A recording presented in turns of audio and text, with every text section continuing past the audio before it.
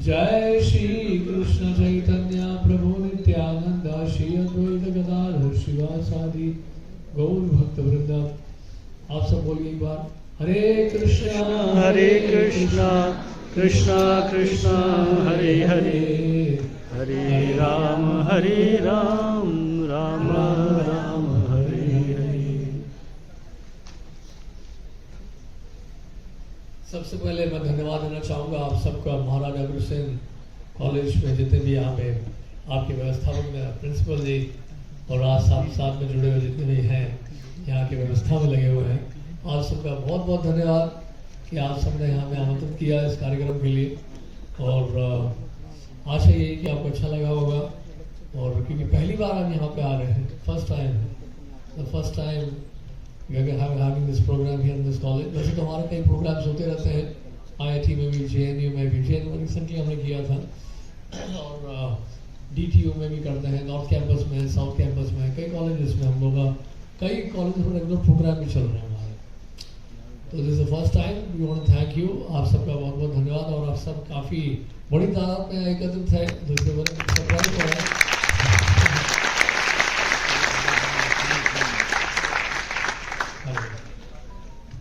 तो आज की युवा पीढ़ी और इस दौर में आध्यात्मिक के मार्ग में उनको देखना और ऐसे कार्यक्रम में आना, ये बहुत बड़े आश्चर्य की बात है। मैंने इसलिए बोला सरप्राइज, क्योंकि जनरली क्या है कि हम लोग युवा पीढ़ी के लोग जो है जाना चाहते हैं, PVR में जाना चाहते हैं, या फिर क्लब्स में जाना चाहते हैं, या फिर पिज्जा हट में जाना चाहते हैं, मैकडोनल्ड्स में जाना चाहते हैं। लेकिन ऐसे कार्यक्रम में हमारा रुझान, हमारी रुचि जो है वो दिखाई नहीं पड़ती है, क्योंकि हमें लगता है कि यहाँ पर हमारे से संबंधित कुछ है नहीं, nothing to do with us, नहीं, what is there for me, मेरे लिए क्या है यहाँ पर। और इस वजह से क्या है कि हम लोग का इंटरेस्ट नहीं रहता है इसमें। कारण क्या है, देखिए, इंटरेस्ट ना होने का। एक छोटा सा बच्चा है, उसके सामने आप 1 रुपए का सिक्का रख दो और 1000 रुपए का नोट रख दो, बच्चा कौन सा क्या उठाएगा? संभावना क्या है? बच्चा जो है वो 1 रुपए का कॉइन उठाएगा, ये संभावना है। वो 1000 रुपए का जो नोट है उसको शायद ना उठाए हो। क्या कारण है इसका? कारण क्या है? अज्ञानता तो कारण है, लेकिन एक सबसे बड़ा कारण क्या है, वो नहीं जानता है कि उसका महत्व क्या है। उस 1000 रुपए का नोट का महत्व जो है उसको नहीं पता है, इसी कारण से वो नहीं उठा रहा है। आप समझ इस बात? तो जहां पर ज्ञान का अभाव होता है, जहां पर हम लोग नहीं जान पाते हैं कि वास्तव में इसमें मेरा क्या जो है लाभ होगा या इसका क्या महत्व है, हम वहां पर इंटरेस्ट लेंगे नहीं, राइट। तो इसलिए बेसिकली क्या है कि हमें जानने का प्रयास करना है। जब हम इसके और अपना रुझान बढ़ाते हैं या प्रयास करते हैं कि जानने की कोशिश करते हैं कि वास्तव में ये जो आध्यात्मिक ज्ञान है इसका महत्व क्या है, इससे फायदा क्या होगा मुझे। आज मैं चाहता हूं कि मैं एक बहुत बड़ा इंजीनियर बनूं, मैं एक डॉक्टर बनूं, मैं एक लॉयर बनूं, मैं एक चार्टर्ड अकाउंटेंट बनूं, और या फिर ब्यूरोक्रेट बनूं मैं, और इस तरह से इसको मैं, इससे मापदंड होगा मेरे सक्सेस का, मेरी सफलता का। तो इस कारण से क्या है कि हम लोग अपनी सफलता को जो है हम लोग बेस करते हैं इस प्रकार की अचीवमेंट से, और वहीं से हम लोग सुख ढूंढने की कोशिश करते हैं। आज का टॉपिक क्या है वास्तव में? हैप्पीनेस इज की टू सक्सेस। हैप्पीनेस इज की टू सक्सेस, नहीं, लेकिन हम लोग क्या सुनते हैं? सक्सेस इज की टू हैप्पीनेस।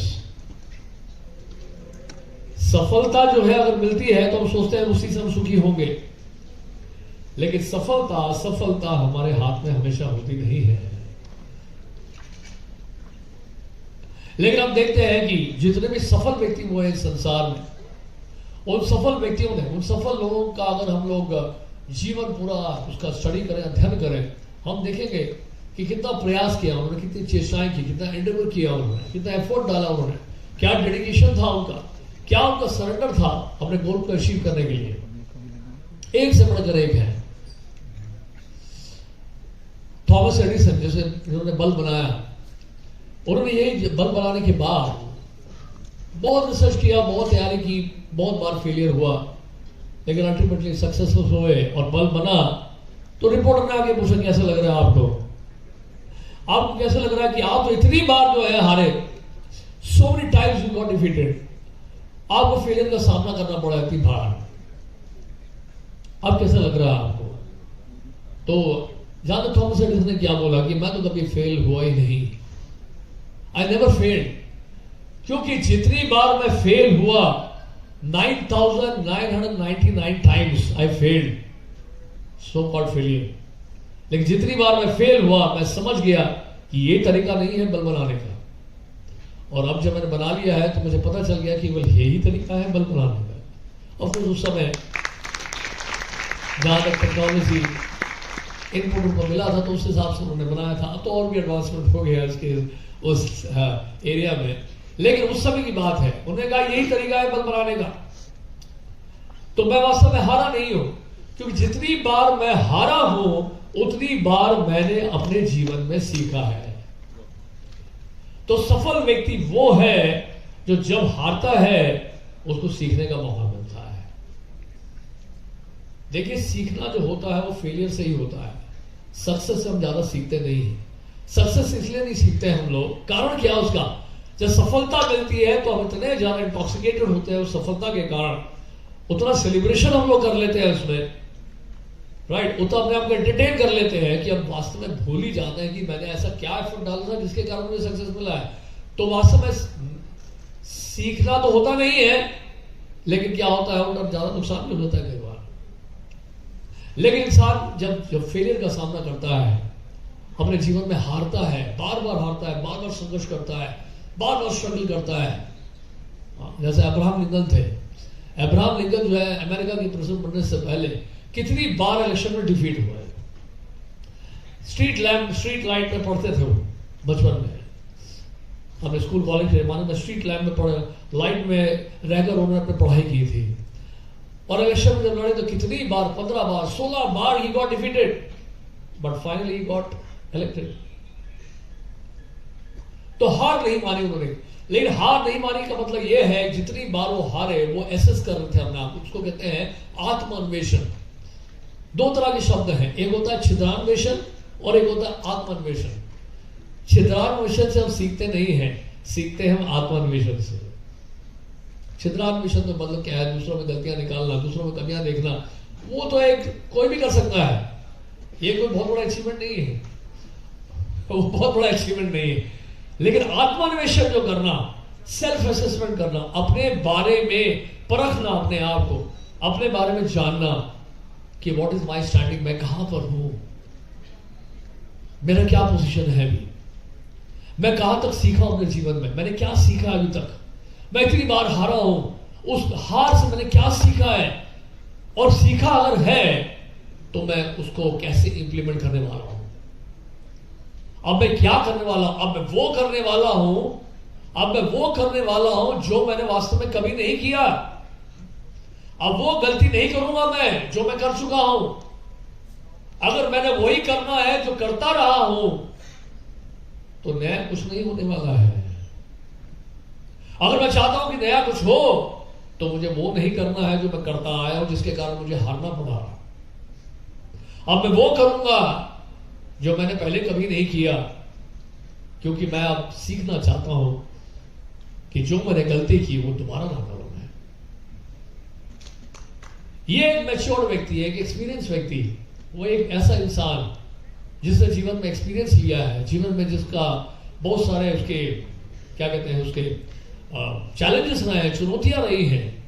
उन चुनौतियों का सामना करते करते वो इतना सीख चुका है। जैसे देखिए, एक पेड़ देखते हैं आप, वृक्ष, उस पेड़ में जब आम कच्चा होता है, कभी आप जाएंगे ना, मतलब ऐसे स्थानों में जाएंगे जहां आम के पेड़ होते हैं, बंगाल में जाएंगे तो बहुत सारे आम के पेड़ मिलते हैं।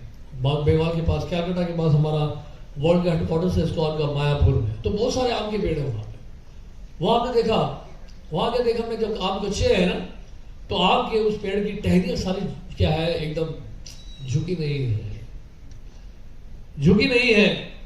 लेकिन जैसे जैसे आम पकता है, राइप होने लगता है, राइपन होने लगता है, पेड़ की सारी टहनियां जो है झुकने लगती है। आप समझ मेरी बात में क्या कहना चाह रहा हूं।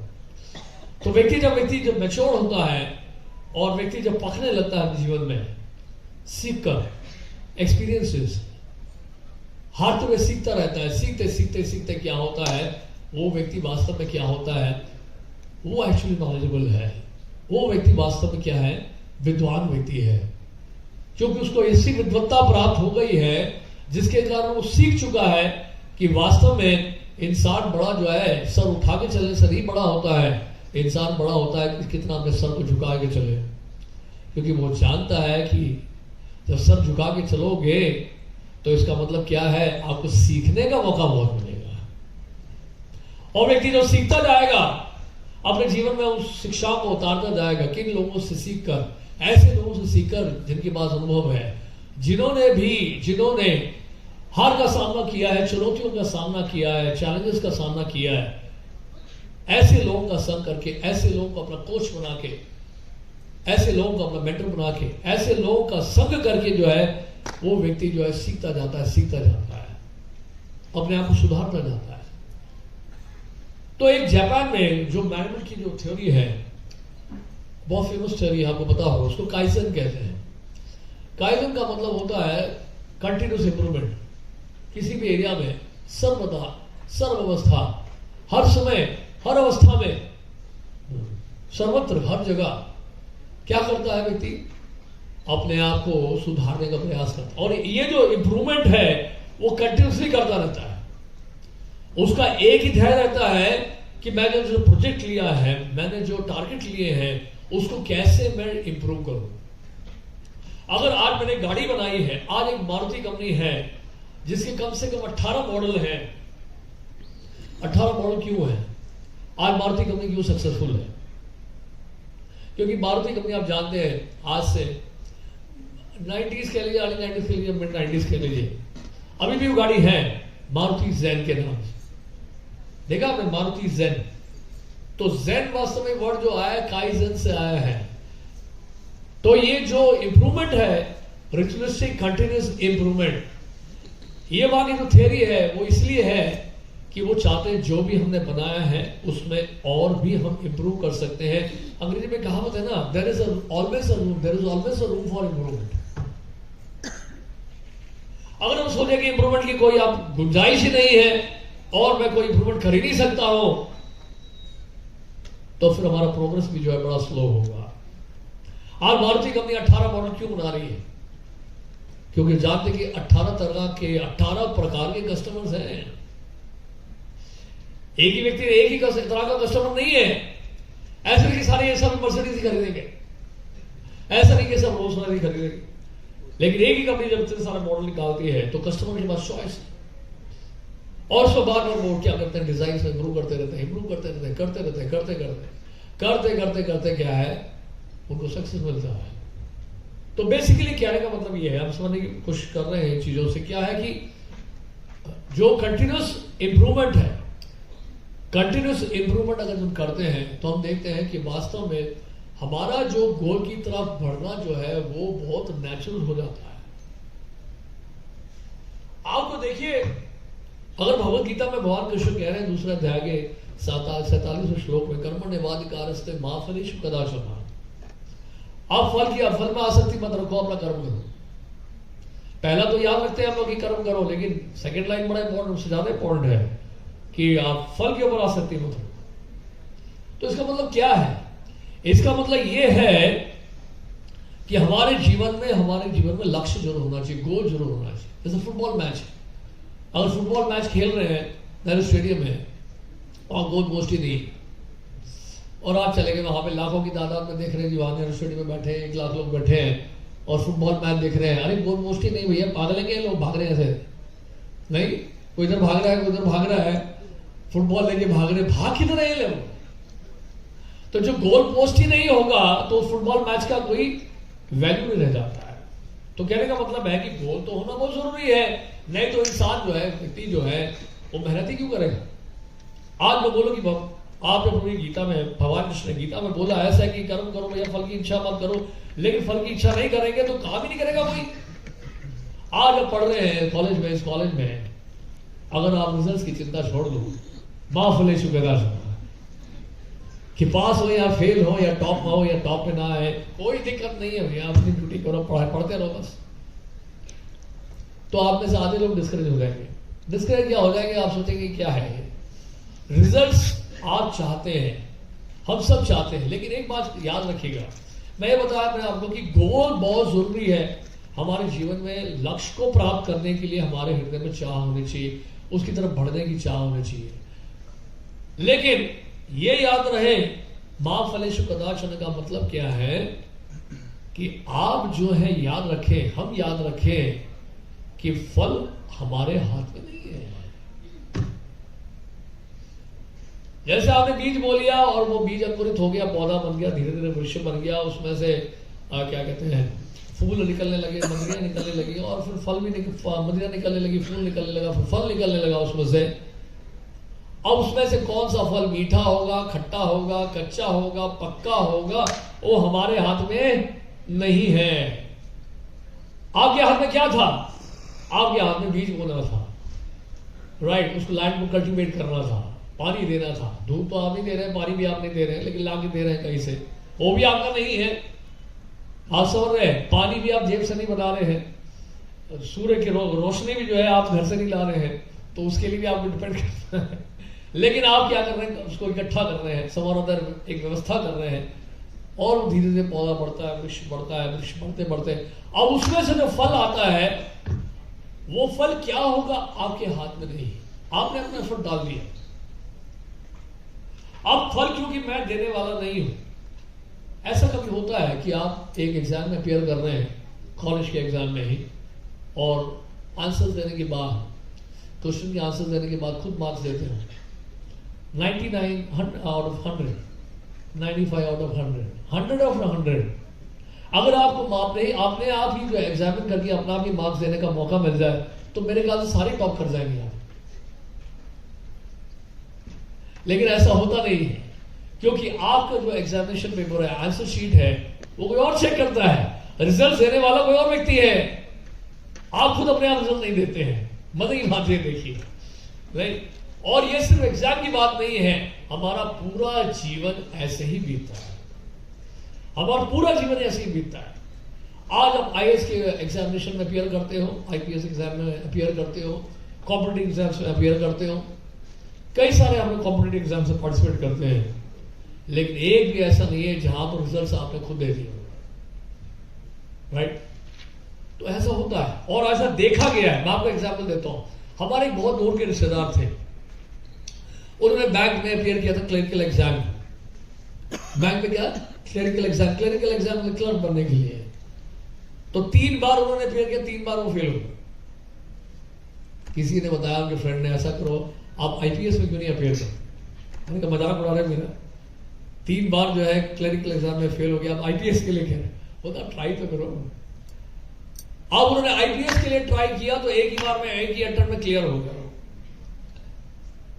जो 3 बार क्लरिकल एग्जाम में फेल हुए, वो आईपीएस एग्जाम में पास हो गए। आप समझ रहे हैं ये कैसे हुआ? वही व्यक्ति है, वही एफर्ट है, लेकिन आईपीएस उनको बनना था तो बन गए वो। तो कहने का मतलब ये है कि एफर्ट हमारा होता है, ये हमेशा याद रखना है, रिजल्ट देने वाला कोई व्यक्ति और है। इसलिए जो व्यक्ति जो है गोल की तरफ जो लगा रहता है, उसको गोल की तरफ देखिए। इंडियन आर्मी के थे मेजर सूबेदार सिंह, और टारगेट ये क्या नाम उसका, टाइगर हिल की बात जानते होंगे।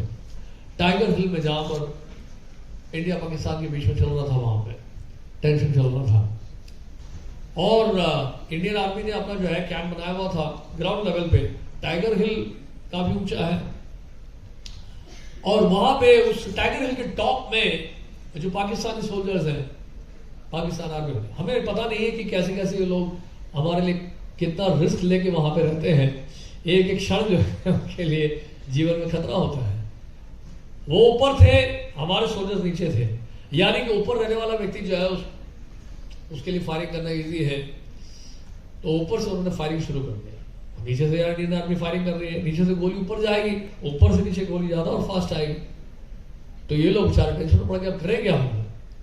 उन्हें एक ही तरीका है, इनके वहां पे बहुत सारे बंकर है टाइगर हिल के ऊपर, उसको उड़ाना होगा। तभी पॉसिबल होगा, नहीं तो ये हमें खत्म कर देंगे। तो ये सूबेदार सिंह थे, उन्हें कहा कि मैं जाऊंगा इसके ऊपर और वहां के बंकर उड़ा के। तो सुबह 4 बजे के करीब इंडियन आर्मी के सोल्जर्स ने इंटेंशनली फायरिंग करना शुरू कर दिया, अर्ली मॉर्निंग 4 बजे। आर्मी का मतलब ये थोड़ा, आर्मी में तो मतलब आपको पता नहीं कि कब खाना है कब सोना है कि नहीं, रात भर जागना पड़ेगा। और बहुत चैलेंजेस है आर्मी के, military life is not so easy. तो सुबह 4 बजे फायरिंग शुरू कर दिया हमारे आर्मी के सोल्जर्स ने। तो फिर वो लोग भी फायरिंग शुरू कर दिए उधर से ऊपर से, यानी कि उनके अटेंशन डाइवर्ट करने के लिए। अब मेजर सूबेदार सिंह ने क्या किया, वो धीरे धीरे गए और उस हिल के बैक साइड से चढ़ना शुरू किया, बैक साइड से चढ़ना शुरू किया, उस हिल के बैक साइड से चढ़ते चढ़ते चढ़ते चढ़ते चढ़ते, और उन लोगों को डाउट हो गया पीछे से कोई आ रहा है, पीछे से कोई आ रहा है। तो वो 2-3 सोल्जर्स गए, पाकिस्तानी सोल्जर, देखा कि अरे ये तो कोई आ रहा है भाई, ये तो हमारा दुश्मन है, ये पीछे से चढ़ रहा है। फायरिंग करना शुरू कर दिया, फायरिंग किया, उनके कंधे पे गोली लगी, कभी यहां गोली लगी, करीब बता रहे 17 बुलेट्स लगे उन्हें। लेकिन उन्हें हार मानी नहीं, उनको लगा कि ये मर गया है, ये होगी, छुट्टी हो गई है, इतनी गोलियां मार के कौन जिंदा रहेगा। लेकिन इनकी हिम्मत क्या थी, डिटर्मिनेशन, ऐसा डिटर्मिनेशन था, कैसे भी करके ऊपर पहुंच गए बैक साइड से, और वहां जाकर उन्हें 2-3 बंकर उड़ के उड़ा दिए, उड़ा के वापस आ गए नीचे। नीचे जब आ रहे थे तब भी वो गोली चला रहे थे, लेकिन समरदर पहुंचे और फिर इनको बस लेके गए और हॉस्पिटल लेके गए। आप हैरान हो जाएंगे, गोलियां निकाली गई एंड ही गॉट सेव्ड। और आज भी है इंडियन आर्मी में। सो सी, ये इस तरह के सोल्जर्स, इस तरह का जो कारनामा करने वाले लोग हैं, जिन्होंने ठान लिया है भाई हाँ अगर हमें कुछ पाना है तो उसके लिए हमें क्या करना पड़ेगा, कुछ रिस्क तो लेना पड़ेगा। एक चीज याद रखिएगा, आध्यात्मिक जीवन हो या भौतिक जीवन हो, बिना प्रयास के कुछ नहीं मिलता है, आसानी से कुछ नहीं मिलता है। आज हमारे इस्कॉन के फाउंडर श्रील प्रभुपाद 70 साल की उम्र में इंडिया से अमेरिका गए कार्गो शिप में अकेले। उनके पास कितना था, $7 से सिर्फ, और उनके पास स्क्रिप्चर से गीता भागवतम ये लेके गए थे यहां से अकेले। 2 बार हार्ट अटैक हुआ, टोटली अलोन। अमेरिका में जब पहुंचे, वहां न्यूयॉर्क जब पहुंचे, उनको ये नहीं पता था कि दाएं जाना है या बाएं जाना है। और अमेरिका में जब बर्फ गिरनी शुरू हुई तो उन्होंने कहा कि मैंने जिंदगी में पहली बार बर्फ देखा था। सीवियर कोल्ड न्यूयॉर्क की सड़कों में, एक 70 साल का बूढ़ा व्यक्ति वहां पे अकेले घूम रहा है और उसको ये नहीं पता है कि कहां जाना, मुझे दाएं जाना है बाएं जाना है। और वो क्या देख रहे, सपना देख रहे, वर्ल्ड वाइड ऑर्गेनाइजेशन खड़ा करने के लिए। आप समझ रहे इस बात को? तो कहने का मतलब ये है कि स्पिरिचुअल लाइफ में देखिए, बिना प्रयास के, बिना एफर्ट के कुछ मिलता नहीं है। 11 साल के अंदर उन्होंने पूरे वर्ल्ड में एक बहुत बड़ी संस्था खड़ी कर दी, और 11 साल के अंदर 14 टाइम्स पूरे वर्ल्ड का ट्रैवल करके। कैसे?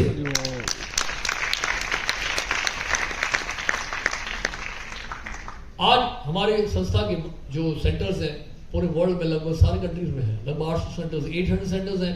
इंडिया में लगभग 200 सेंटर्स हैं। पूरे वर्ल्ड वाइड कहीं भी जाएंगे आपको मिलेगा। एक व्यक्ति ने शुरुआत की, एक एफर्ट डाला डिटरमिन्ड वे में कि हाँ इस आध्यात्म को, इस धरोहर को, जहां तक वो लंदन जब पहुंचे तो वहां पे एक ब्रिटिश जो रिपोर्टर था, न्यूज रिपोर्टर्स ने बोला, स्वामी जी आप क्या लेके आए इंडिया से, यहां तो बहुत कुछ आ चुका है इंडिया से। उन्होंने कहा कि वास्तव में आप तो बहुत कुछ लेकर आ गए हैं, वहां का कोहिनूर हीरा, वहां का जितना भी है सोना चांदी सब उठा के लिया है, ब्रिटिश म्यूजियम में आपने रखा हुआ है बढ़िया से, आप सब लेके चले गए वहां पर। लेकिन एक चीज आप भूल गए, वो मैं देने के लिए आया, वहां का स्पिरिचुअल विजडम, वहां का वैदिक हेरिटेज, वो ले जाना आप भूल गए थे, वो मैं देने के लिए आया।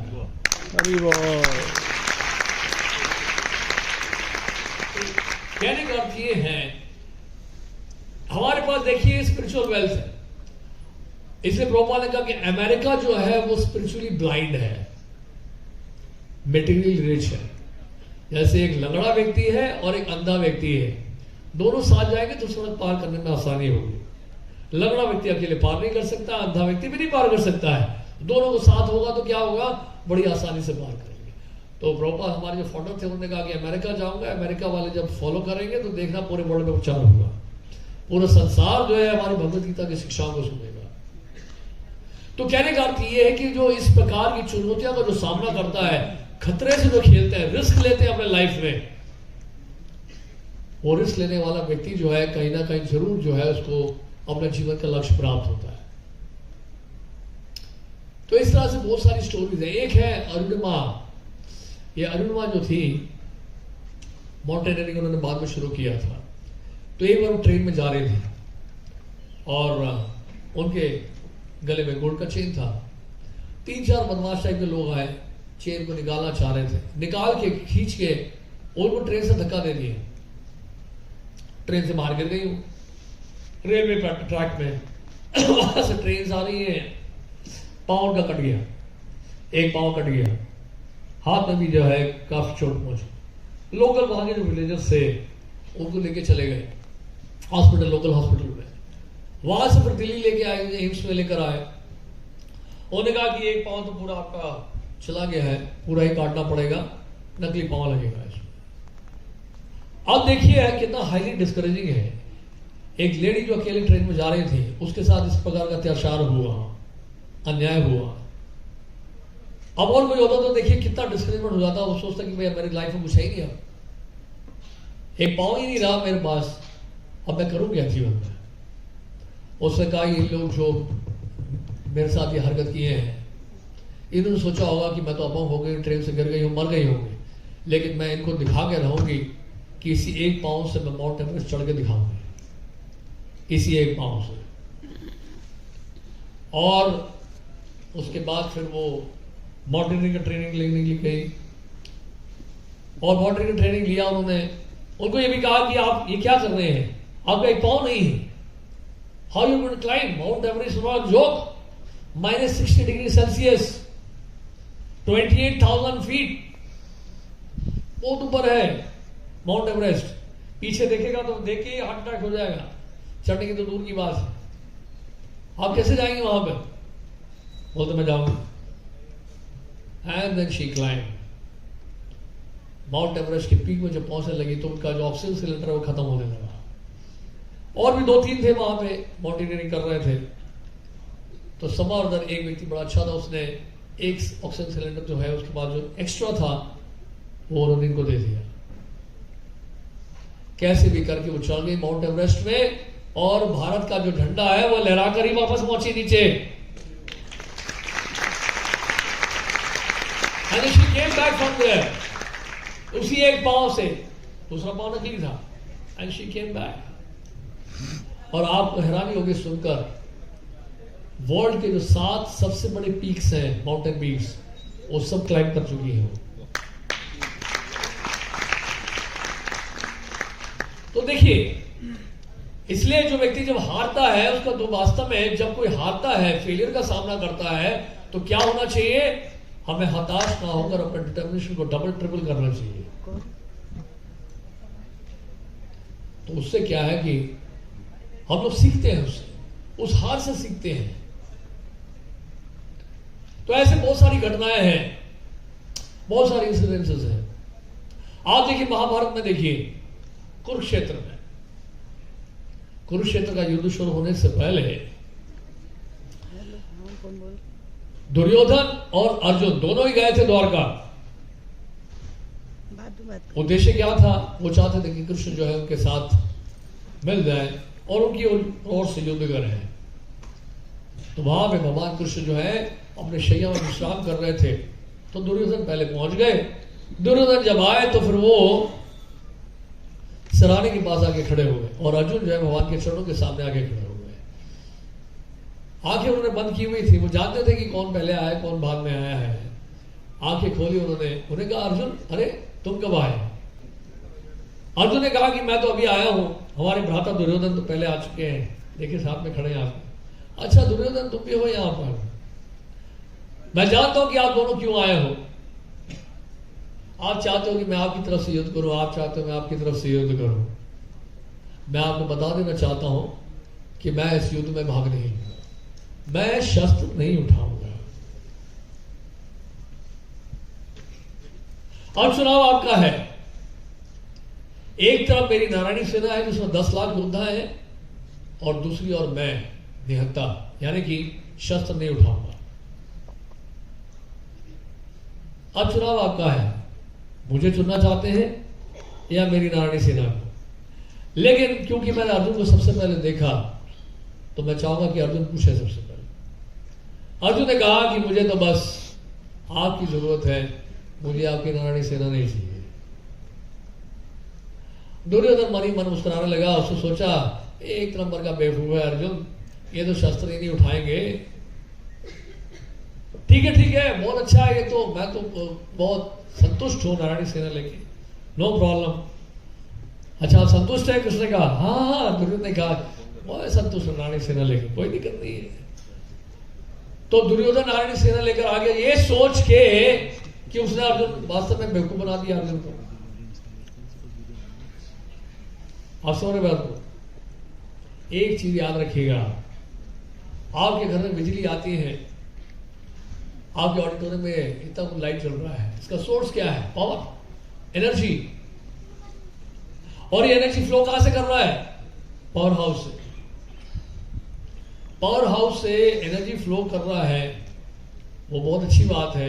या कुछ बल्ब जल सकते हैं जो एनर्जी यहां सप्लाई की जा रही है, उससे कुछ बल्ब जला सकते हैं हम लोग, ऑडिटोरियम की लाइट्स को जला सकते हैं। लेकिन मान लीजिए पावर हाउस ही आपके साथ हो तो क्या होगा फिर? अगर पावर हाउस ही आपके साथ है तो पावर की तो कोई कमी रहेगी नहीं, ये समझा? अरे शक्ति तो ले ली दुर्योधन ने, शक्तिमान को पीछे छोड़ दिया। बेवकूफ है कि नहीं? वो बेवकूफ है कि नहीं? तो शक्तिमान को पीछे छोड़कर केवल शक्ति को ले लिया दुर्योधन ने, ये बहुत बड़ी बुद्धिमत्ता नहीं है। अर्जुन के साथ तो शक्तिमान जुड़ गए, और अर्जुन को यही बताया कि मैं तो सारथी का काम करूंगा आपके साथ, आपका रथ चला लूंगा मैं। तो शस्त्र अस्त्र सब कुछ नहीं है। बोलते ना, pen is mightier than the sword. जो पेन है आपका is mightier than the sword. तो इसी तरह से जो बुद्धि होती है, वाणी होती है, इंटेलिजेंस होता है, अगर सही व्यक्ति के द्वारा गाइडेड है आप, तो वो अपने आप में पर्याप्त है। ये आवश्यक नहीं है कि वो व्यक्ति आपके साथ जो है हर तरीके से जुड़ जाए। उसकी बुद्धि आपको जो है पूरे जीवन में हर प्रकार की समस्याओं का सामना करने में सहायता करेगी। इंटेलिजेंस। तो अर्जुन जो पूरे महाभारत में युद्ध किए, वो सारा इंटेलिजेंस उनको किससे मिल रहा था? कृष्ण से मिल रहा था, पावर हाउस से वो पावर मिल रहा था। उस पावर के कारण क्या हुआ? महाभारत की युद्ध में विजयी हुए, इसलिए पांडवों की विजय हुई। महाभारत के युद्ध के बाद अर्जुन ने पूछा कृष्ण से, अर्जुन ने कहा कि एक बात बताइए, ये जो युद्ध हुआ, मैं कैसे मालूम कि सब कुछ आपने ही किया है? मैं नहीं चाहता कि मैं सोचूं कि मैंने युद्ध किया है और मेरे कारण सब कुछ हुआ है, लेकिन मैं कैसे विश्वास करूं, क्योंकि आप तो केवल सारथी बने हुए थे बस। तो कैसे मान लूं, कैसे विश्वास करूं? उन्होंने कहा, अर्जुन एक काम करो, आप रथ से नीचे उतर जाओ। तो अर्जुन ने कहा कि मैं पहले नहीं, आप पहले उतरो। तो अर्जुन नीचे उतरे।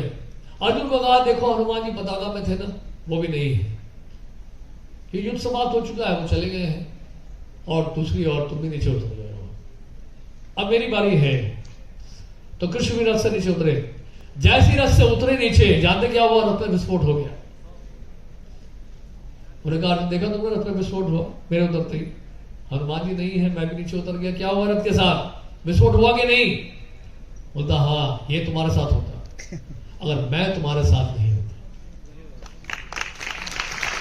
क्योंकि तुम क्या सोच रहे हो, भीष्म पितामह द्रोणाचार्य ने जो बाण चलाए वो साधारण बाण थे, वो न्यूक्लियर बॉम्ब से कम नहीं थे। एक एक कदम में भगवान ने कैसे रक्षा की, महाभारत पढ़ के देखिए आप। हालांकि उन्होंने एक भी शस्त्र नहीं उठाया। तो कहने का मतलब यह है, हमारे जीवन में इसी तरह से अगर हमें सही गाइडेंस मिल जाए, सही एसोसिएशन मिल जाए, सही मार्गदर्शन मिल जाए, तो आप देखेंगे कि कभी आप हारेंगे नहीं। और हार भी गए आप, उस हार से हम लोग क्या करेंगे, सीख पाएंगे, उससे बहुत कुछ सीख पाएंगे, एक सही गाइडेंस होने के कारण, एक सही मार्गदर्शन होने से। लेकिन गलत गाइडेंस होगा तो क्या होगा, अयोध्या में रहते हुए भी अगर आपने मंथरा का संग किया तो क्या होगा, लेकिन लंका में रहते हुए भी अगर विभीषण का संग कर लिया तो कितना लाभ होगा, सोच के देखिए आप। मैं बात समझ मेरी बात, मैं क्या कहना चाह रहा हूं। तो कहने का मतलब है, जहां आप सही संगति में रहे, आपको सही दिशा मिलती रही, सही बुद्धि मिलती रही, आप स्वाभाविक है कि अपने लक्ष्य की तरफ स्वाभाविक रूप में बढ़ोगे, भटकोगे नहीं आप। और एक चीज याद रखिएगा, आज हम अपने सफलता का मापदंड क्या रखते हैं। हमें लगता है कि हमारे पास बहुत बड़ी फैक्ट्री होगी, बहुत बड़े बिजनेस होगा, हमारे पास बहुत बड़ा पोजीशन होगा, बहुत अच्छी फैमिली होगी, अब्रॉड जा पाएंगे हम लोग, अमेरिका जा पाएंगे, यूरोप जा पाएंगे, बहुत सारा बैंक बैलेंस होगा हमारे पास, बहुत बड़ी बड़ी गाड़ियां होंगी हमारे पास, सोफिस्टिकेटेड मोबाइल होगा, एंड्रॉयड, हर तरह के गैजेट्स हमारे पास होंगे। ये सब होने से मैं सुखी रहूंगा। लेकिन याद रखिएगा एक बात, ये जितने भी जो आपको सुविधा के, जो सक्सेस के जो साधन मिल रहे हैं, वो याद रखिएगा, उसका एक समस्या क्या है, वो चेंजिंग नेचर है उसका।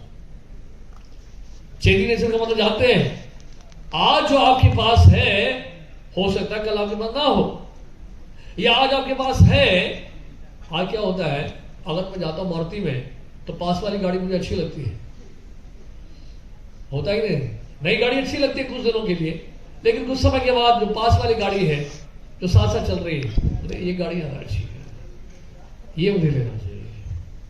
उस गाड़ी में बैठते हैं, वो गाड़ी खरीदते हैं, वो गाड़ी अच्छी लगती है कुछ दिनों के लिए, फिर देखते हैं दूसरी गाड़ी जा रही है, और यार वो गाड़ी ज्यादा अच्छी है, वो गाड़ी मेरे पास होनी चाहिए। आप देखिए कितना चेंजिंग नेचर है, कितना चेंजिंग नेचर है। उस चेंजिंग नेचर के कारण क्या होता है, हमारा जो सुख है, हमारा जो हैप्पीनेस है, वो स्टेडी नहीं रहता है। प्रॉब्लम ये है, वो जो सुख है आपका स्थायी नहीं रहता है, वो उसमें हमेशा चेंजेस आते रहते हैं, फ्लिकरिंग होता है, फ्लिकरिंग नेचर है उसका। आज अब देश के प्रधानमंत्री बन गए तो अगले 5 साल के बाद फिर चेंजिंग नेचर है उसका। देश के राष्ट्रपति बन गए 5 साल के लिए, 10 साल के बाद व्हाट नेक्स्ट। तो अल्टीमेटली बेसिकली आपको कहने का मतलब यह है, जब मैंने बताया टॉपिक हैप्पीनेस इज की टू सक्सेस, तो वास्तव में आपको शांति देने वाला, सुख देने वाला क्या केवल बाहरी सोर्स है या कोई इंटरनल सोर्स है? क्या मैं अपने सुख के लिए, अपनी सफलता के लिए या शांति के लिए भारी वस्तुओं के ऊपर निर्भर हूं मैं? अगर मैं भारी वस्तुओं के ऊपर निर्भर हूं तो बुरा ना माने, आज नहीं तो कल हो सकता है कि हमसे निकल जाएगा। हमारा पोजीशन, हमारा स्टेटस, हमारा वेल्थ जो है, ये सब चेंजिंग नेचर है। आधार कार्ड भी बदल जाता है आपका, अपडेट करना पड़ता है आपको, फोटो बदल जाता है, आपका ही फोटो बदल देते हो और दोबारा लाओ फोटो, ये पुराना हो गया फोटो। एड्रेस बदल जाता है आपका, आधार कार्ड का आधार ही बदल जाता है। आप समझ रहे हैं, आधार कार्ड का ही आधार बदल जाता है। तो ऐसे में हम सोचे कि सुखी हो जाएंगे इन चेंजिंग जो सिचुएशंस में, क्या के कारण अगर हम सिचुएशन में सुखी नहीं रह पाते हैं हमेशा के लिए, तो इसका मतलब क्या है कि हमें ऐसे सुख की तलाश करनी है जो बाहरी वस्तुओं के ऊपर निर्भर नहीं है। मैं आपको एक बताता हूं इंसिडेंट। हमारे देश के एक बहुत बड़े सम्राट राजा थे, अकबर। तो अकबर जो है वो, उनमें एक खूबी थी कि वो संत महात्माओं को काफी आदर सम्मान करते थे। उनके दरबार में नवरत्न थे, उसमें से एक थे तानसेन। तानसेन के बारे में सुना, बहुत बड़े म्यूजिशियन थे। राग दीपक गाते तो दिया जलने लगता था महल में, राग मेघ मल्हार गाएंगे तो बरसात होती थी, संगीत में पावर था उनको। तो उन्होंने कहा क्या गाते हो तानसेन? तो अकबर ने कहा एक बात बताओ तानसेन, आपने ये संगीत कहां से सीखा, किससे सीखा? तानसेन ने कहा कि मैंने संगीत अपने गुरु से सीखा। भाई आपके गुरु कौन है? वो तो वृंदावन में रहते हैं, उनका नाम है संत हरिदास। संत हरिदास जिन्होंने बाकी बिहारी प्रकट किए वृंदावन हिंदी में। तो संत हरिदास मेरे गुरु है, उनसे मैंने संगीत सीखा। मैंने कहा अच्छा। तो उन्होंने कहा कि वो आ सकते हैं यहाँ पे आगरा में, उनको लेके आइए। उन्होंने कहा कि वृंदावन छोड़ के कभी नहीं जाएंगे वो, आपको जाना पड़ेगा उनके पास, और ये राजा के वेश में मत जाइएगा, आपको मिलेंगे नहीं वो। आप ये राजा के वेश में मत जाइए उनके पास, नहीं मिलेंगे आपसे। तो कैसे जाऊं मैं? बोलते आप वस्त्र बदल के जाइए। तो आपने वो कपड़ा बदल के जो है अपने धोती कुर्ता में, धोती चादर में लेके पहुंच गए, सिंपल तरीके से पहुंच गए वृंदावन। और उन्होंने देखा वहां पे संत हरिदास बोले कि तानसेन से बोले आप अपने गुरु को कहो ना कि थोड़ा गा के दिखाएं। बोलते मैं कैसे बोल दूं अपने गुरु को गाने के लिए, ऐसे मेरे कहने से नहीं गाएंगे वैसे। तो उन्होंने कहा ठीक है महाराज, जहां बना आपने कह दिया, ठीक है मैं प्रयास करता हूं। तो तानसेन ने कोई राग छेड़ा और उसमें जो है गलत सुर लगा दिए, गलत गा दिए उसको। जब गलत गाया तो फिर संत हरिदास ने देखा, अरे तानसेन तुम कैसे गा रहे हो, मैंने तुम्हें ऐसे थोड़ा सिखाया है, लाओ तानपुरा मैं बताता हूं कैसे गाना है। तो संत हरिदास फिर गा के उसको सुनाने लगे। जैसे ही गाया, वहां वृंदावन वास्तव बंद था उस समय, सारे हिरण बाघ वो शेर वेर सब आगे, मोर वगैरह सब एक साथ नाचने लगे। वो दृश्य देखकर हैरान हो गए, कमाल है। बोलते इसलिए मेरे गुरु देखिए इस जंगल के जो है जानवर भी जो है आगे सामने की नृत्य करते हैं, इनके संगीत में इतना प्रभाव है। बोलते क्या कारण है? तानसेन तुम इतना अच्छा गाते हो, लेकिन तुम्हारे जो गुरु है उनके गाने में मधुरता इतनी है, ऐसी मधुरता तुम्हारे गाने में क्यों नहीं है? जानते पता क्या बोला उन्होंने कहा, तानसेन ने कहा बुरा मत मानिए जहां बना, मेरे गुरु जो है भगवान के लिए गाते हैं और मैं आपके लिए गाता हूं, डिफरेंट जी। जहां से एनर्जी फ्लो कर रही है उन्हीं की सेवा में उस एनर्जी को लगा दिया जाए, उस एनर्जी का परफेक्शन है। आप समझ मेरी बात को? जहां से आपको एनर्जी मिल रही है उसी व्यक्ति की सेवा में उस एनर्जी को लगा दिया जाए तो वो परफेक्शन है। इससे जीवन में हम लोग बहुत कुछ करते हैं। हमें क्या करना है? केवल इस भगवत गीता की शिक्षा को, इस वैदिक कल्चर को अपने जीवन में उतारना है। तब तो क्या होगा, जितने भी जीरोस है ना हमारे जीवन में, उसके साथ ये एक जुड़ जाएगा, ये भगवत गीता जुड़ जाएगी, ये पावर हाउस जुड़ जाएगा। जैसे अर्जुन के साथ कृष्ण जुड़ गए तो सोचिए आपकी क्या वैल्यू बढ़ जाएगी, क्या पावर बढ़ जाएगा आपका, क्या पावर बढ़ जाएगा, सोच के देखिए। आज मैं हाथ काट के टेबल में रख दूं, ये हाथ काट के मैं अगर टेबल में रख दूं तो उस हाथ की क्या वैल्यू होता है? आप देख के डर जाएंगे, बोलेंगे उसको हाथ निकालो निकालो निकालो, ये क्या है? वही हाथ अगर आप शरीर से अटैच हो जाए तो उस हाथ की क्या वैल्यू हो जाती है उस वक्त। आप पौधा जानते हैं, बीज बोते हैं, पौधा उगता है, जड़ में पानी नहीं डालेंगे तो क्या फायदा? पानी तो जड़ में ही डालना पड़ता है ना, भोजन तो पेट में ही डालना पड़ता है, कान से थोड़ा खाते हैं, पेट में भोजन डालना पड़ता है। और जैसे ही उस पेट में डालते हैं, जो कि सोर्स है एनर्जी का, डालते क्या हो जाता है? पूरे शरीर में एनर्जी फैल जाती है। तो ये पॉइंट है हमारा पॉइंट ये है कि देखिए मैं आपको सब बताऊं एक बार, ये शुरुआत हुआ ब्रिटिश सिस्टम ऑफ एजुकेशन से। लॉर्ड मैकुले थे जिन्होंने पूरे भारतवर्ष में यात्रा की, हाउस ऑफ कॉमन्स में जाके स्पीच दिया था उन्होंने कहा कि देश का विभाजन नहीं हो सकता। जानते क्यों? इस देश का विभाजन इसलिए नहीं हो सकता है क्योंकि यहाँ के जो कल्चरल रूट्स हैं, यहाँ का जो वैदिक हेरिटेज है इतना स्ट्रांग है, इसको कितना भी आप करो ये डिवाइड हो नहीं सकता है। हमें सबसे पहले इनके कल्चर पे अटैक करना पड़ेगा, वैसे ये देश का विभाजन होने वाला नहीं है। यहाँ की संस्कृति, यहाँ का कल्चर बहुत स्ट्रांग है भारत देश का। तो हुआ क्या फिर? तो उन्होंने कहा फिर कैसे करें हम कल्चर को, कैसे अटैक करें? उन्हें कल्चर को अटैक करने का एक ही तरीका है, एजुकेशन सिस्टम में एंटर करना पड़ेगा। एजुकेशन सिस्टम में कैसे एंटर करना पड़ेगा? ये लोग बहुत मानते हैं महाभारत को, रामायण को, गीता को। आपको एजुकेशन सिस्टम के माध्यम से ये प्रूव करना पड़ेगा कि ये सब मैथोलॉजी है, कल्पना है, ये सब कल्पना है, ये कभी कोई कैरेक्टर्स एग्जिस्ट नहीं करते थे, ये सब सपना है केवल, ये असलियत नहीं है जो महाभारत में लिखा, रामायण में लिखा है, ये सब इमेजिनेशन है। ये आपको पढ़ाना होगा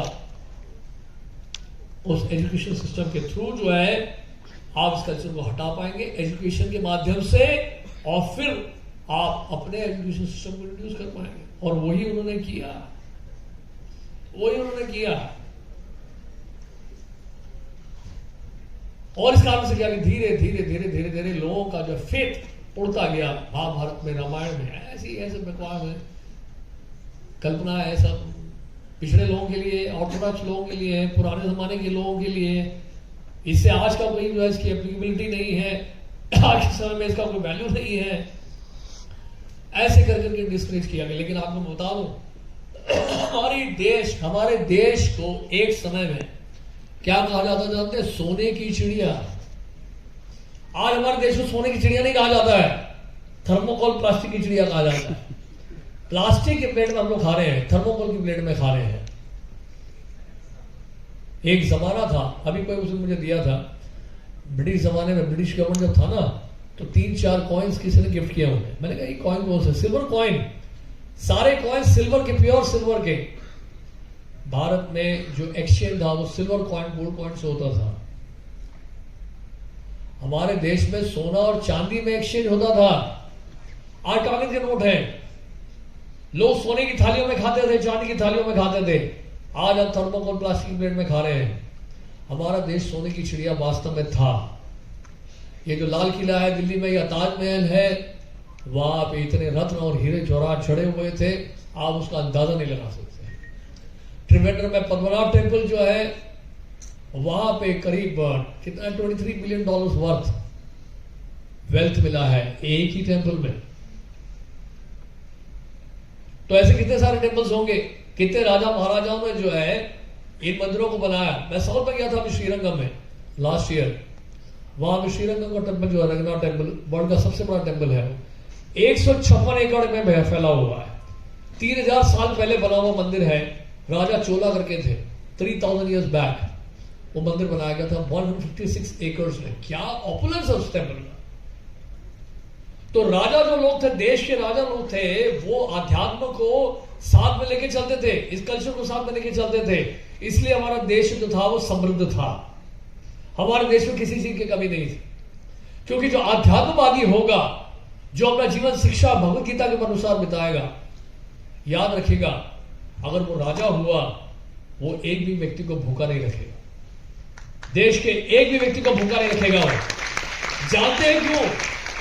इसलिए क्योंकि उसको पता है, वो ये कहेगा कि जो भी मुझे मिला है भगवान की कृपा से मिला है, जो एक्स्ट्रा है वो मैं बांट के खाऊंगा, अकेले नहीं खाऊंगा मैं सिर्फ। क्योंकि ये सभी भगवान की संतानें हैं, सबको बराबर में मिलना चाहिए।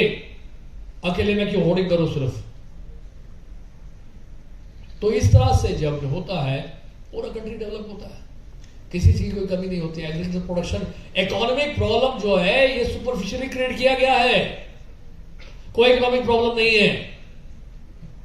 केवल प्रॉब्लम है डिस्ट्रीब्यूशन में। मैं आपको एग्जांपल देता हूं कैसे। अमेरिका में प्रोडक्शन कई बार इतना हाई होता है ग्रेन्स का, पता क्या करते हो, एक्सपोर्ट करने के बावजूद भी बच जाता है, समुद्र में फेंक देते हैं। और ऐसे कई देश हैं जिनके पास अभी क्या है, एग्रीकल्चर प्रोडक्शन करने की क्षमता नहीं है, और वो एक वक्त या 2 वक्त की रोटी खाने के लिए तरस रहे हैं। तो बेसिकली क्या है, तो उस समय क्या था, युधिष्ठिर महाराज, परीक्षित महाराज की बात करते हैं आज से 500 साल पहले, जो विश्व के एक ही राजा थे, सम्राट थे, जब वैदिक कल्चर के अनुसार जो है राज्य करते थे। He used to make sure कि पूरे संसार भर में किसी व्यक्ति को, एक व्यक्ति को भी, केवल मनुष्य को नहीं, पशु पक्षियों को भी, एक व्यक्ति को भी जो है भूखा ना जाना पड़े, सबको पेट भर भोजन मिले। जब डिस्ट्रीब्यूशन जो है एक समान होगा, तो बेसिकली क्या होता है, आध्यात्म के मार्ग में आने पर क्या होता है, हमारी जो इकोनॉमिक प्रॉब्लम है वो ऑटोमेटिकली सॉल्व हो जाती है, ऑटोमेटिकली। आज मैं बताऊं फॉर एग्जांपल, हमारा देश कितना खर्चा कर रहा है क्राइम रेट को खत्म करने के लिए। तिहाड़ जेल में 15,000 प्रिजनर्स को 2 बार खिलाना पड़ता है, 30,000 फीडिंग होता है डेली। कितना खर्चा हो रहा है गवर्नमेंट का बताइए, हो रहा है कि नहीं हो रहा है? और आप अगर कृष्ण भावना भावित हो जाते हैं, अपना जीवन भगवत गीता पर बेस बनाते हैं, तो क्राइम रेट अपने आप ही खत्म हो जाए। क्योंकि ऐसा व्यक्ति जो आध्यात्म के मार्ग को अपनाया है, वो गलत काम करने में 100 बार 200 बार सोचेगा, वो क्राइम करेगा ही नहीं। तो क्राइम करने का जो क्राइम के केसेस हैं वो ऑटोमेटिकली कम हो जाएंगे, ऑटोमेटिकली। लेकिन जहां हम हृदय का परिवर्तन नहीं लाते हैं, देखिए फॉर एग्जाम्पल बहुत सारे एनजीओ हैं जो तिहाड़ जेल में प्रिजनर्स को खिला रहे हैं, कोई कपड़ा दे रहा है, कोई दवाइयां दे रहा है, कोई खाना दे रहा है, कोई कुछ दे रहा है। मैं आपसे पूछता हूं, अगर वो कैदी रहे तो क्या फायदा?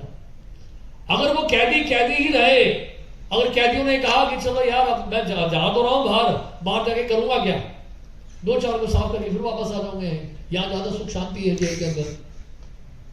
अगर ये धारणा है, ये भावना है, तो एनजीओ जो लगे हुए हैं, खिला रहे हैं, पिला रहे हैं, कपड़ा दे रहे हैं, खाना दे रहे हैं, तो उसका फायदा क्या होगा? फायदा तो तब है जब आपने कैदियों के हृदय में परिवर्तन लिया है, और परिवर्तन ऐसा लाए कि कैदी ने संकल्प लिया कि इस जेल को छोड़ने के बाद मैं दोबारा कभी आऊंगा नहीं इस तरफ, जिंदगी में दोबारा कभी नहीं करूंगा मैं क्राइम। तब तो सफलता होगी ना आपकी। अगर आपने हृदय में परिवर्तन नहीं लेके आए, केवल दूसरों को सुधारते रहे, खुद को नहीं सुधार पाए, यानी खुद के हृदय में परिवर्तन नहीं लाए, तो दूसरों को क्या सुधारेगा? अच्छा वही कर सकता है जो जानता हो कि अच्छा होता क्या है। आज अगर आप वकील हैं तो जज की सीट पर नहीं बैठ सकते हैं, इसलिए समाज सेवा करने का मतलब यह है हम चेतना में सुधार लाए, हृदय में परिवर्तन लाए, और जहां हृदय में परिवर्तन आएगा सुख शांति अपने आप आपके हृदय में प्रवेश करेगी, और वही आपकी वास्तविक सफलता है। वो वास्तविक सफलता है। लेकिन अगर आप पढ़े लिखे एजुकेटेड हो भी गए, बहुत ऊंचे स्टेटस में पहुंच भी गए सोसाइटी में, लेकिन आपका अगर हार्ट सेटिस्फाइड नहीं है, अंदर से आप पीसफुल नहीं, और फिर आप गलत कार्यों में लगे हुए हो, तो भला करने के बदले आप देश का और नुकसान करोगे, और नुकसान करोगे।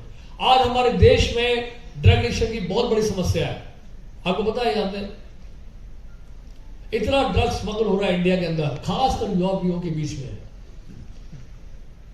क्यों हो रहा है ऐसा? स्टूडेंट्स ही क्यों ड्रग्स ले रहे हैं? जो बच्चे पढ़ने जा रहे हैं स्कूल्स में, कॉलेजेस में, वही क्यों ड्रग्स ले रहे हैं? तो इसलिए इस पे बहुत कार्य करना पड़ेगा हमें। इसलिए एजुकेशन के साथ कल्चर, वैल्यूज, आध्यात्म, इसको अगर कंबाइन किया जाए, इसको अगर लेके चले साथ में, तो फिर आप देखेंगे कि you will get very good citizens, जो खुद को तो सुधारेंगे ही, परिवार में जो है खुशहाली लाएंगे, समाज में खुशहाली लाएंगे, और देश को वास्तव में आगे बढ़ाएंगे। लेकिन जो खुद का भला नहीं कर पाया, वो आध्यात्म तो दूर की बात है, मेडिकली भी कुछ नहीं कर पाएगा, है कि नहीं? ड्रग्स, अगर कोई ड्रग एडिक्ट है, अमेरिका में जब 1965 में प्रभुपाद जी गए थे हमारे, तो अमेरिकन यंगस्टर जो बॉयज एंड गर्ल्स थे, वो नहीं ज्वाइन करना चाहते थे अमेरिकन आर्मी। अमेरिका ने वियतनाम के ऊपर अटैक किया था, तो उन्होंने क्या किया? ड्रग्स लेना शुरू कर दिया, हिप्पी बन गए सारे के सारे। अमेरिकन यंगस्टर सारे हिप्पी बन गए ताकि आर्मी ने ज्वाइन करना पड़े। अब अमेरिकन गवर्नमेंट ने जो है लाखों डॉलर खर्च किया उनके ऊपर रिहैबिलिटेशन के लिए, लेकिन सफल नहीं हो पाया। हमारे फाउंडर श्रील प्रभुपाद जी गए, मैं बताता हूं असली इंसिडेंट है। उन्होंने जब प्रोग्राम शुरू किया, वहां पे बाउल स्ट्रीट करके एक जगह है न्यूयॉर्क में, डाउन ट्रॉडन एरिया है, और अधिकांश वहां हिपीज बहुत रहते, ड्रग एडिक्ट्स बहुत रहते। वहां पे एक छोटा सा स्टोर फ्रंट लेके रहे, क्योंकि उनका कोई फंड्स को था नहीं ऐसा कुछ, बहुत ही ऑस्टियर कंडीशन में। तो उन्होंने एक बोर्ड लगाया, Monday, Wednesday, Friday evening 7 to 9 Bhagavad Gita discourses on Bhagavad Gita. तो ये सारे आने लगे हिपीज वहां पे। 99% ड्रग्स वाले थे, 99% जो अमेरिकन बॉयज गर्ल्स वो आते थे, वो सब ड्रग्स लेकर आते थे उस प्रोग्राम में। अब देखिए इन्होंने क्या किया, अपने हाथ से बनाकर वो फर्स्ट क्लास प्रसाद खिलाया, कीर्तन करवाया, भगवत गीता से मैसेज दिया, बड़ा प्रेम दिया उन्होंने, बहुत प्रेम दिया। उनको भी लगा यार ये तो व्यक्ति बाहर से भारत से आया है, ये तो इतना प्रेम दे रहा है कि हमारे माता पिता भी इतना प्रेम नहीं दिए, इतना केयर कर रहे हैं हमारे लिए। 1 साल जब बीत गया, जानते हो यूपी से क्या बोला उनको? उन्होंने स्वामी जी एक बात बताइए, हम आपके पास आ रहे हैं यहाँ पर, आप हमें भगवत गीता से मैसेज दे रहे हैं, कीर्तन करा रहे हैं, are there any rules and regulation to follow? कोई नियम भी है फॉलो करने के लिए? उन्होंने कहा हाँ बहुत सारे नियम है, लेकिन सबसे पहले ड्रग्स छोड़ो। आप समझे मेरी बात को? हार्ट में चेंज आने लग गया उनको, एक रेवोल्यूशन क्रिएट हुआ उनके हार्ट में। तो कहने का मतलब यह है कि हमें चेतना को सुधारना है, कॉन्शियसनेस को सुधारना है। जहां चेतना में सुधार आएगा आध्यात्म की बेसिस पे, वहां देखेंगे you will be the happiest person in the entire world. और जहां आप खुद सुखी रहेंगे ना, खुद शांति में रहेंगे, दुनिया की कोई ताकत आप पर डिस्टर्ब नहीं कर पाएगी। नहीं तो संसार की सारी सुख सुविधा इकट्ठी भी कर लेंगे आप, अगर इंटरनली आप सेटिस्फाइड नहीं है तो ये सब प्राप्त होने के बाद भी हम फ्रस्ट्रेटेड रहेंगे। जीडी बिरला जानते हैं, उस समय टॉप इंडस्ट्रियलिस्ट इंडिया के, वो रात को ना सो नहीं पाते थे, पार्क में जाके बैठते थे, पुलिस वाले बोलते थे यहाँ कौन है भी, क्यों यहाँ से आया, तो बताते थे कि वो कौन है, तब छोड़ते थे। बोलते मैं क्या करूं, मैं इतना बड़ा इंडस्ट्रियलिस्ट हूं, लेकिन मेरे को रात को नींद नहीं आती, दवाई खा के मुझे सोना पड़ रहा है। तो इसलिए सक्सेस, हम ये नहीं कह रहे, वी आर नॉट अगेंस्ट कि आपको कोई एम्बिशन नहीं होना चाहिए या फिर आपको गोल्स नहीं होने चाहिए, वो सब आप करिए, लेकिन याद रखिए हमारा जो कल्चर है, वैदिक कल्चर है, हमारी जो स्पिरिचुअल विजडम है, ये देश की सबसे बड़ी धरोहर है, ये देश की सबसे बड़ी संपदा है, देश का सबसे बड़ा धन है, इसको मत गवाइए। वो केवल भारत में है, और अगर पूरे विश्व में गया है वो भारत से ही गया है। अगर इसको हमने गवा दिया तो फिर हम कहीं के नहीं रहेंगे, ना घर के रहेंगे ना घाट के। समझ गए आप? हमारी समस्या यह है कि अमेरिकन को पूरी नकल भी नहीं कर पाते हैं, ना इंडियन भी रहता है, बीच में लटकते रहते हैं हम लोग। इसलिए क्या है, अच्छा यह है कि जो है वो बने रहे, उसको मेंटेन करें, हमारा लाइफ सफल हो जाएगा, लाइफ सक्सेसफुल हो जाएगा। आप देखिए, आप खुश रहोगे हमेशा, ये गारंटी है हमारी तरफ से। और बहुत सारे सक्सेसफुल लोग हैं जो हमारी संस्था से जुड़े हुए हैं, भगवद गीता की टीचिंग्स अपने जीवन में उतारा हुआ है, they are happy, they are big people but they are also happy. तो ऐसा नहीं कि आप बड़े हैं तो आप खुश नहीं रह सकते, नहीं, खुश रहने का तरीका हमें जानना है इस भगवद गीता से। वो खुश रहने की कला सिखाई गई है भगवद गीता में। अर्जुन को भगवान ने ये नहीं कहा कि तुम चले जाओ जंगल में, लड़ो नहीं। अर्जुन को ये कहा कि युद्ध करो मेरी प्रसन्नता के लिए। आज आप देश के लिए लड़ते हो बॉर्डर पे जाके, तो आपको परमवीर चक्र मिलता है, और खुद किसी भी एक भी व्यक्ति को मारते हो बाहर सड़क पे तो परमवीर चक्र नहीं मिलेगा, तिहाड़ जेल मिलेगा। आप समझ मेरी बात? तो इसलिए हम इस आध्यात्म को अपने जीवन में जोड़ें, तो वही हमारे लिए सफलता है। Hare Krishna. Thank you very much.